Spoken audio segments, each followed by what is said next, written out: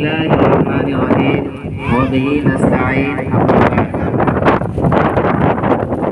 جامعۃ المحسنات کے طلبہ و طالبات آج ہندوستان کے لیے اور ہندوستان کے اندر بسنے والے تمام اقوام کے لیے نہایت ہی خوشی کا موقع ہے کہ آج ہم اور آپ آزادی کی 75ویں سال کا جشن منا رہے ہیں۔ یہ آزادی اور یہ ترنگا کا پھہرانا یہ پورے ہندوستانی قوم کے لیے جشن کا سبب اور خوشی کا سبب ہے۔ لیکن میرے بچوں، میں بس 2-3 باتیں آپ کے سامنے عرض کیے دیتا ہوں جو ہمیں اور آپ کو تاریخ کی نگاہوں میں یاد رکھنے کی ضرورت ہے۔ سب سے پہلی بات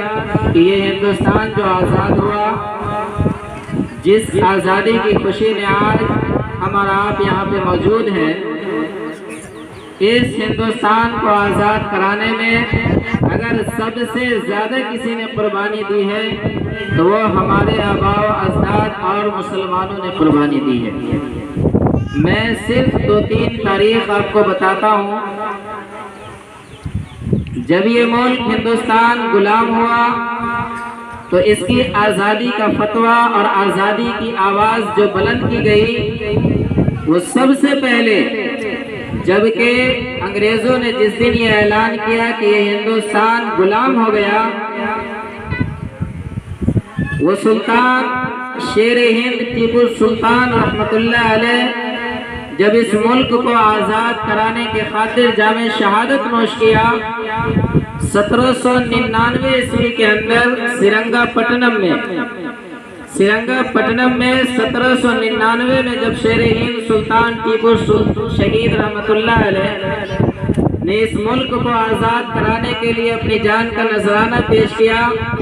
اس وقت انگریز ٹیپو سلطان رحمۃ اللہ علیہ کی لاش کے اوپر کھڑے ہو کر کے کہا تھا کہ یہ ملک غلام ہو گیا اور آج سے اس ملک کے اوپر حکومت ہماری ہے۔ 1799 میں انگریز نے اعلان کیا، اور سب سے پہلے اگر کسی نے اس ملک کو غلام ہونے کا اور اس ملک کو انگریزوں سے آزاد کرانے کا فتویٰ دیا، یہ تاریخ یاد رکھنے کی باتیں ہیں کہ 1803 کے اندر شاہ عبدالعزیز محدث دہلوی رحمۃ اللہ علیہ نے سب سے پہلے یہ اعلان کیا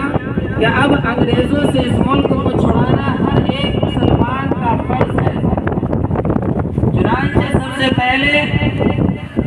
اس ملک کی آزادی کی آواز اگر کسی نے اٹھائی ہے تو اس کا نام مسلمان ہے۔ اور 1803 کے اندر جب شاہ عبدالعزیز محدث دہلوی رحمۃ اللہ علیہ نے یہ اعلان کیا کہ یہ ملک غلام ہو چکا، اس کے بعد ایک تحریکیں چل پڑی۔ آپ اگر تاریخ کو پڑھیں تو آپ کو دہلی سے لے کر کنیا کماری تک اور پیشاور لاہور کے راستے پر کوئی ایسا درخت نہیں نظر آئے گا جہاں پر مسلمان کے علماء کرام کو پھانسی نہ دی گئی ہو۔ چنانچہ یہ تاریخ بتاتی ہے کہ اس ملک کو آزاد کرانے کے لیے سب سے پہلے آواز اٹھایا تو اس کا نام مسلمان ہے۔ اور ایک تو نہیں، 24,000 سے زیادہ مسلمانوں کو پھانسی دی گئی، اس میں صرف مسلمانوں کے اندر بھی خالص علماء کرام کی تعداد تھی۔ تاریخ کے اندر یہ باتیں ملتی ہے کہ راستے میں لگے ہوئے درختوں کے اوپر علماء کرام کو پھانسی دی جاتی، ہاتھی کے اوپر بیٹھایا جاتا، پھانسی کے اندر اس علماء کرام کے گردن کو داخل کیا جاتا اور نیچے سے ہاتھی کو گزار دیا جاتا۔ باہر کے یہ ملک ہمارے آباء و اجداد کی قربانیوں کی بدولت آج یہ آزاد ہوا۔ اور جو تاریخ ہمیں بتائی جاتی ہے 1857 کی، یہ یاد رکھیں کہ 1857 کے اندر گرچہ ہمارے برادران وطن یعنی مسلمان کے ساتھ غیر مسلم ہندو بھائی بھی شریک ہیں، لیکن تاریخ کی کسی بھی کتاب کے اندر 1857 سے پہلے مسلمانوں کے علاوہ ایک بھی برادران وطن کا نام نہیں شامل ہے۔ آپ کو سن کر یہ تعجب اور حیرت کی باتیں ہوں گی۔ آج جو اس ہندوستان کے اندر کانگریس کا واویلا ہے، یہ کانگریس کا جو وجود ہوا تھا، تو یہ کانگریس اس لیے نہیں آئی تھی کہ اس ملک کو آزاد کرایا جائے، بلکہ کانگریس کا جو سب سے پہلا جلسہ ہوا، جس جلسے کے اندر انہوں نے اپنی حیثیت قائم کی اور غرض و غایت کو بیان کیا، فرمایا کہ ہم اس لیے نہیں بلکہ ہمارا وجود اس لیے آیا ہے کہ مسلمان اور انگریز کے درمیان جو غلط فہمی پیدا ہو گئی ہے، ہم اس غلط فہمی کو دور کرنے کے لیے آئے ہیں۔ چنانچہ اگر دوسرے لفظوں کے اندر یہ کہا جائے تو کانگریس کا بھی وجود اس ہندوستان کو آزاد کرانے کے لیے نہیں بلکہ مسلمانوں اور انگریزوں کے درمیان جو غلط فہمی پیدا ہو گئی تھی اس کو دور کرنے کے لیے، گویا کہ وہ اس وقت بھی غلامی کے لیے تیار تھا۔ لیکن ہمارے علماء کرام جن کے آباء و اجداد نے، یہ مسلمان قوم جن کے آباء و اجداد نے قربانیاں دی اور جن کے بچے یتیم ہو گئے، ماں باپ اس ہندوستان کی آزادی کے خاطر قربان ہو گئے، پادری ہے، پوپ ہے، کلیسا کا نکلتا ہے اور چھوٹے چھوٹے بچوں کے سڑکوں پر ہاتھ رکھتا ہے اور یہ اعلان کرتا ہے کہ آؤ ہم تمہیں مفت کھلائیں گے، مفت پڑھائیں گے، تمہارے رہنے کے لیے مفت انتظام، پڑھنے کے لیے مفت انتظام، کھلانے کے لیے مفت انتظام۔ لفظ یہ اعلان کر رہا ہے کہ ہم تمہیں نام کے اعتبار سے،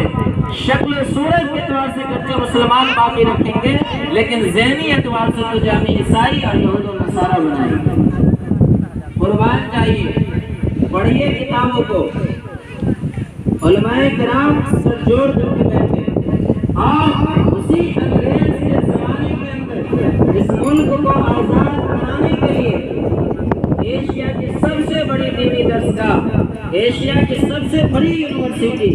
دارالعلوم دیوبند کا قیام کرتے آیا، اور دارالعلوم دیوبند کے لوگ بھی ہمارے طریقے جو علماء کرام بڑے تھے، بزرگ تھے، انہوں نے بھی اپنی قوم کو آواز دیا کہ آؤ ہم بھی مسلمانوں کے بچوں کو مفت پڑھائیں گے، مفت کھلائیں گے، ان کو رہنے کے لیے، سہنے کے لیے، پڑھنے کے لیے مفت انتظام کریں گے، گویا کہ ان کو اپنے باپ دادے کے طریقے سے مجاہد آزادی بنائیں گے۔ یہ کتاب کے اندر تاریخ لکھی ہے۔ اور اگر انگریز یہ اعلان کرتا کہ ہم تمہارے رہنے کے لیے، کھانے کے لیے، پہننے کے لیے، پڑھنے کے لیے ہر چیز کا مفت انتظام کریں گے، وہ کر سکتا تھا، اس کے پاس طاقت تھی، اس کے پاس حکومت تھی، اس کے پاس پیسے تھے، بلکہ ان کا یہ دعویٰ تھا کہ یہ سورج جو نکلتا ہے وہ ہماری حکومت میں نکلتا ہے اور یہ ڈوبتا بھی ہے تو ہماری حکومت میں یہ ڈوبتا ہے۔ لیکن یہ علماء کرام اگر ان کے پاس رات کا کھانا موجود ہوتا تو دن میں کھانے کے لیے کچھ موجود نہیں، اگر دن میں کھانا موجود ہوتا تو رات کے اندر کھانے کا کچھ میسر نہیں، لیکن اس مخلوق الحالی کے باوجود انہوں نے اپنی قوم کو آواز دیا اور یہ پیغام دیا کہ مسلمانوں سنو، جب تک یہ مدارس زندہ ہیں سمجھو کہ تم زندہ ہو، اور اگر یہ مدرسہ خدا نخواستہ مر گیا، مٹ گیا، تو یہ سمجھو کہ نسلی اعتبار سے نہیں لیکن فکری اعتبار سے تم مٹ گئے، تمہاری نسلیں مٹ جائیں گی۔ بہرکیف یہ علماء کرام کی قربانیاں ہیں۔ آپ اگر تاریخ کو پڑھیں گے، شاہ اسماعیل شہید رحمت اللہ علیہ کی تاریخ کو پڑھیے، آپ جہاں گاندھی اور نہرو کی تاریخ کو پڑھتے ہیں، مولانا ابوالکلام آزاد کی تاریخ کو پڑھیے، مولانا حسین احمد مدنی کی تاریخ کو پڑھیے، شیخ الہند مولانا محمود الحسن دیوبندی کی تاریخ کو پڑھیے، شیخ الہند مولانا محمود الحسن دیوبندی کی تاریخ کے اندر یہ باتیں نکلتی ہیں کہ جب وہ جیل سے باہر آئے اتنا لوگوں نے مارا تھا کہ ان کی کمر کے اوپر جو ہے سفید نشان پڑ گئے تھے۔ انگریزوں نے کہا حضرت آپ جیل چلے گئے، آپ کے بچے کا نقصان ہوا کہ آپ کے بچے پڑھنے سے باقی رہ گئے۔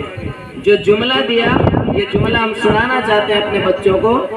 کہ مولانا محمود الحسن دیوبندی رحمت اللہ علیہ نے فرمایا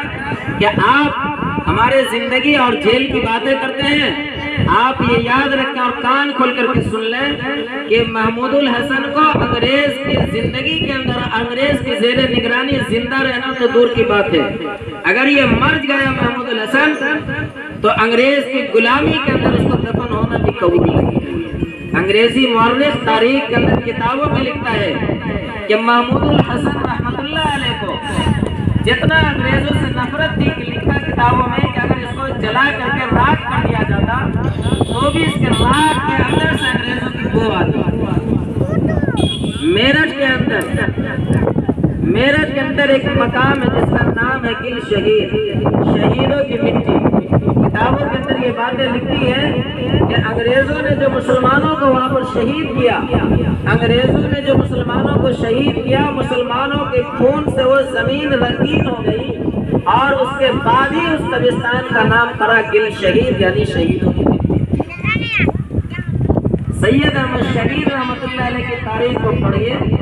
تو وہ آتے ہیں دیوبند کے اندر، میرٹھ کے اندر، مظفر نگر کے اندر یہ باتیں ملتی ہے کہ جب انہوں نے اپنی قوم کو آواز دیا تو ایک صاحب آئے نکل کر کے اور اپنا 4 سالہ 8 سالہ بچہ ان کے حوالے کیا اور فرمایا کہ لے جائیے اور اس بچوں کو اس ملک کی آزادی کے خاطر قربان کر دیجیے۔ یہ باپ اس کو ایسی قربانی دیتا ہوا دیکھنا چاہتا ہے جیسا کہ حضرت ابراہیم علیہ نبی علیہ السلام نے اللہ تبارک و تعالیٰ کی خوشنودی کے خاطر اپنے محبوب بیٹے حضرت اسماعیل کی گردن کے اوپر چھری چلایا تھا۔ یہ تمام تاریخ کے بعد بس اتنی سی بات آج عرض کرنی ہے آپ سے۔ آپ بہت ساری جگہوں پر اسکول کے اندر، کوچنگ کے اندر اور مختلف سینٹرز کے اندر آپ کا نام ہے۔ آج آزادی کے موقع کے اوپر گانا، گیت، تماشا ضرور ہوتا ہے لیکن ہمیں خوشی منانی چاہیے۔ ساتھ ہی ساتھ وہ قوم اس وقت آباد اور آزادی کا صحیح معنی میں خوشی منانے کی حقدار ہے جس کو اپنی نسلوں کی اور اپنے آباء و اجداد کی قربانی یاد ہو۔ آج جن کے باپ دادا نے، ہمارے باپ اور دادا نے،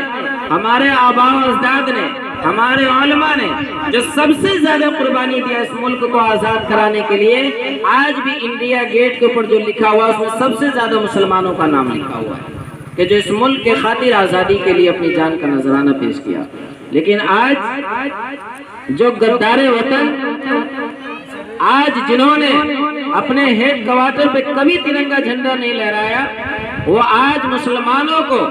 حب الوطنی اور دیش بھکتی کی سرٹیفکیٹ بانٹتا نظر آتا ہے۔ الغرض ہمیں اپنی تاریخ کو پڑھنا چاہیے۔ ہم جہاں اسکول اور کالج پر جاتے ہوں وہاں ہمارے دل کے اندر یہ حوصلہ رہنا چاہیے کہ صرف ایک تماشا کے لیے نہیں بلکہ اس جھنڈے کو پھہرانے میں ہماری کیا قربانی ہے، ہمارے باپ دادا نے کیا قربانی دیا ہے، ہم اس کو اس اسکول کے اندر، کالج کے اندر اور سینٹروں میں جا کر کے بیان کریں۔ جب جا کر کے صحیح معنوں میں ہم خوشی ماننے کے اور خوشی منانے کے حقدار ہوں گے۔ بارکیف آج یہ ملک پھر سے غلام ہوتا دکھتا جا رہا ہے۔ آج نہ مدارس محفوظ، نہ مکاتب محفوظ، نہ اسکول سینٹر، نہ کوچنگ سینٹر محفوظ، اور ہمارے شکل و صورت کو، ہمارے جسم و جثہ کو، ہمارے لباس و پوشاک کو دیکھ کر کے ہم سے نفرت کی جاتی ہے۔ لیکن یہ یاد رکھیے کہ یہ ملک ایک سنویدھان سے چلنے والا ملک ہے۔ ہزاروں لاکھوں حکومتیں آئیں گی اور چلی جائیں گی، لیکن ایک بات جو آخری کے اندر آپ کو بتانا چاہتے ہیں کہ اس روئے زمین پر مسلمان نہ مرنے کے لیے آیا ہے نہ مٹنے کے لیے آیا ہے۔ اگر یہ مسلمان مرنے اور مٹنے کے لیے آیا ہوتا تو آپ جنگ بدر کی تاریخ کو یاد کیجئے کہ جنگ بدر کے اندر ہی جب یہ 313 تھے اور سامنے ہزاروں کی تعداد تھی، اسی دن یہ مر اور مٹ چکا ہوتا۔ لیکن یہ مسلمان اس دنیا میں رہنے کے لیے آیا ہے اور انشاءاللہ تا قیامت یہ باقی رہے گا۔ جب تک قیامت نہیں آ جائے نہ یہ مسلمان ختم ہونے والی ہے اور نہ یہ مسلمان کی نسلیں ختم ہونے والی ہے۔ بارکیف آخری جملے کے اندر یہ باتیں ہیں کہ ایسے موقع کے اندر ہر اسکول میں، ہر کالج میں، ہر سینٹر میں، ہر چوک چوراہے پر ترنگا لہرایا جاتا ہے، لہرانا چاہیے، لیکن ساتھ ہی ساتھ قربانی دینے والی نئی نسلوں کو ان کے آباء اجداد کی قربانی سے یاد دہانی کروانی چاہیے، بتانا چاہیے۔ جیسے ہندوستان کے اندر جو سب سے کم عمر میں شہید ہوا اس کا نام شہید اشفاق اللہ خان ہے۔ یہ ہندوستان کے اندر جو قربان ہوا یہ سب سے کم عمر میں شہید ہونے والا مسلمان ہے۔ جب ان سے پوچھا گیا کہ آپ کی آخری خواہش کیا ہے، انہوں نے کوئی اپنی آخری خواہش نہیں بلکہ یہ کہا کہ ہمارے سب سے آخری خواہش یہ ہے کہ ذرا سی لا کر کے رکھ دے باقی وطن کوئی میرے کفن میں، یعنی میرے کفن کے اندر میری آخری خواہش ہے کہ میرے وطن کی مٹی شامل ہو۔ یہ ہے قربانی مسلمانوں کی۔ بہرحال اللہ کے حضور دعا ہے کہ اللہ پاک اس ملک کو آزاد رکھے، اس ملک کے اندر بسنے والے ہر قوم کو آزاد رکھے۔ آج میڈیا کے اوپر، آواز اٹھانے والوں کے اوپر، صحیح بولنے والوں کے اوپر انہی کا چھاپا ہے، پکڑ ہے، اریسٹ کیا جاتا ہے، گرفتار کیا جاتا ہے، اس کے باوجود آزادی کا جشن منایا جاتا ہے۔ میں آپ سے، ارباب اقتدار سے اور اقتدار کی کرسی پر بیٹھنے والے تمام وزراء سے یہ باتیں عرض کرنا چاہیں گے کہ یہ ملک آزاد ہے، اس کو آزاد رہنے دیا جائے۔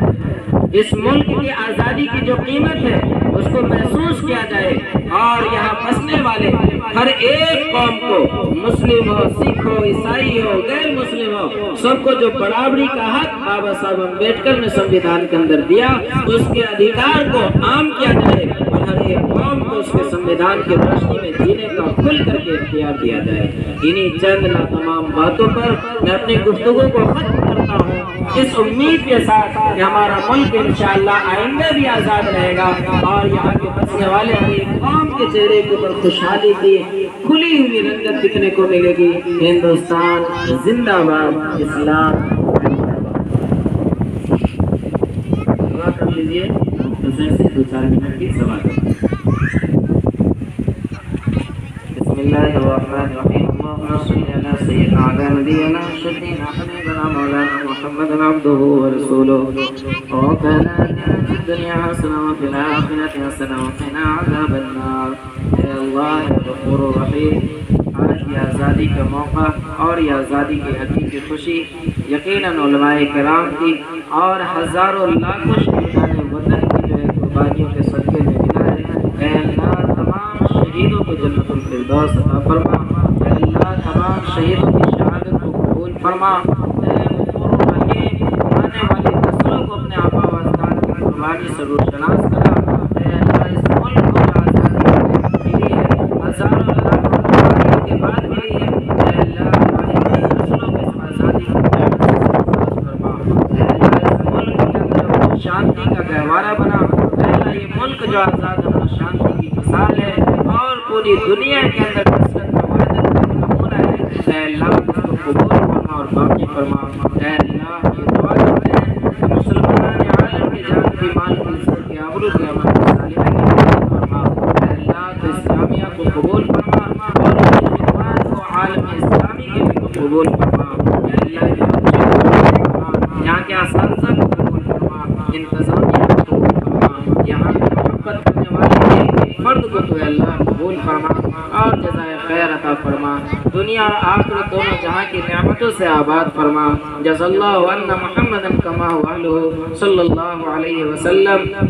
سبحان ربک رب العزت عما یصفون وسلام علی المرسلین والحمد للہ رب العالمین۔